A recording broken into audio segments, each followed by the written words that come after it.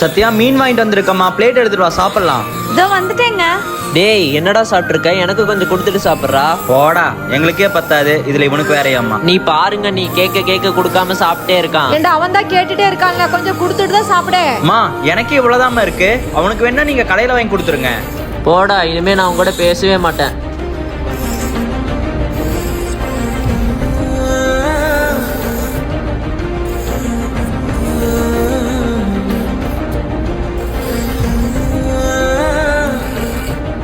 டேய் தம்பி, டேய் நாளைக்கு காலையில எனக்கு ஸ்கூல் இருக்கு, போடா நான் தூங்குறேன். டேய் உனக்கு மீன் வாங்கிட்டு வந்திருக்கேன்டா, சாப்பிடு. டேய் அப்பவே நீ என்ன இது சொல்லிதான் அழுக வச்ச, நான் திரும்பி அழுக விரும்பல. டேய் அப்பவே எனக்கு கம்மியா தான்டா இருந்துச்சு, இப்போ உனக்கு நிறைய மீன் வாங்கிட்டு வந்திருக்கேன், எந்திரி சாப்பிடலாம்.